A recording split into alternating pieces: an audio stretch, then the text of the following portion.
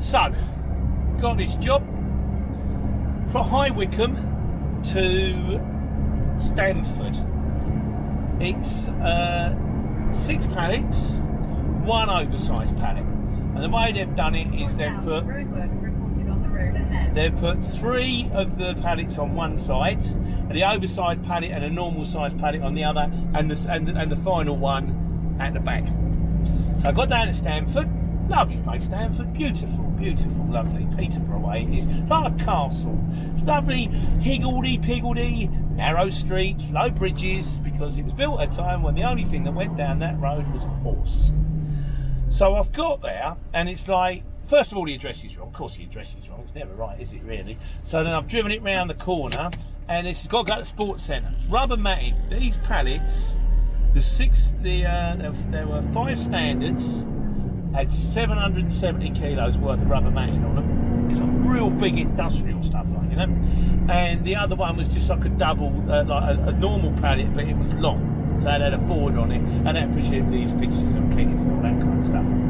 So I've got to try and get it in. It's going into the huge sports centre, but the access to the sports centre is off a normal road with cars parked on both sides and a telegraph pole. And I've pulled up, and I've gone, that lorry ain't going down there. So what I've had to do is I've had to pull across the road, the slip road that leads in and out of the sports centre. So I'm blocking the sports centre completely. I can only just get in so that cars can get past me. And I walked into the centre, and I went, I can't get my truck down here. And she said, no, you can't. There's no access for lorries. He said, we had the same problem yesterday when they sent a lorry to come and pick up a load of gym equipment. It just had to go back. I went, okay, fine. She said, I still have to take it back. So there's a real problem. So I got another job lined up after this. And she says, like, well, that's gonna that's really gonna put us back. Is there no way that you can sort of like drag it down from where you are? I've gone, now this is probably a distance of about 500 yards. It's not a short distance, it's quite a way, on top of which it's got speed bumps. So I've got to drag 780 kilo pallets over speed bumps. I've got to have a look. So I've gone back out. There's a geezer standing there by the truck. It's your lorry, mate. There we go. Yes, sir. I'm ever so sorry, sir. Have I blocked you in? He says, yes. He says, my wife went to go out. She's had to go out in the other car now. I went, I'm ever so sorry. I didn't know. They send us to places. It happens. I'm really, really, truly sorry. I said, the thing is, I can't get my lorry down there because the car's parked in the way. And he looked across at where the car was parked. Car's not parked there anymore, is it? Because it's his wife's car, and he's gone. So she's gone. He went, I'll see you back if you like. What a guy. What a lovely fella.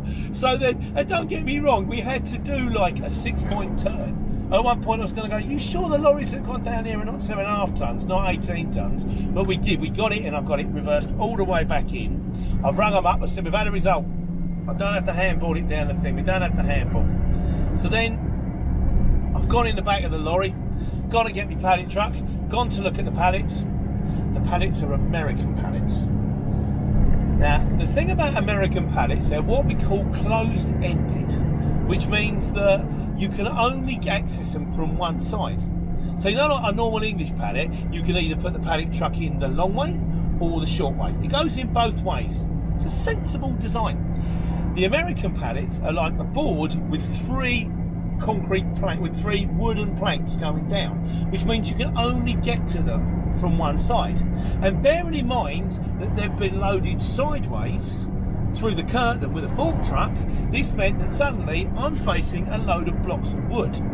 Now the first one I could get, because the first one was on the back, that is an issue. Then to get to the next one, I've got to break one pallet down. So then the way it went was I had to break one pallet down. That's had to lump 770 kilos worth of rubber matting. In fairness, I chucked them on the pallet truck, put them on the tail lift and wheeled them across. It wasn't ideal, but it's doable. You know, we can do this kind of stuff. And then... Thanks, mate.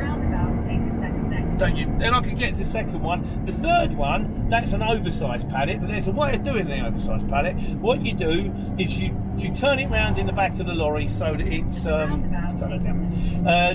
that it's level with the back doors. Put it on the back on the tailgate, so we'll go through the back doors. Then pull your pallet truck out. Then lower the tailgate until the pallet is just the top of the pallet is just underneath the tailgate. Then put the pallet truck on top of the pallet. Then lower the tail all the way through. Jump out, handball the pallet truck off the top and get it from the back. So you can do it. Then I can get the whole lot out. So I managed to do the whole lot. Got it all off. Got my signature. And then on the way out, I knocked on the guy's door. He said on the way, give me a knock. He said, no, that was even better. He said, because the car had moved to let me in. He said, I'm going to now park the car that I blocked in. What a nice guy. Blocked in that space. So that means when you come out, I can move my car so you'll be able to get out. What a guy. So anyway, I got out and I actually reckon I could get round the corner, but I knocked on his door and he said he was on the phone. He said 10 minutes. He come out and I went, listen, I said, I reckon I can make it round there, but I just wanted to stop to say thank you. So you made the world a lighter place today. Thanks to you, my day has just got considerably easier. You saved, I mean, I didn't tell him, but you saved someone a load of money, so we didn't have to take the load back. Saved the shipper a load of grief. So it means I'm going to get my second job off. I mean, in fairness, I would have got more money taking. I'd have got more money and been home quicker if I'd have taken this job back. But that's not the way it works, is it really? Like, you know. So we want to keep the world spinning and all that kind of stuff. So I said thank you very much and have a lovely weekend and. Off I went. So I'm on my way to the next one now. I'm due to be picking up around about 3 o'clock-ish.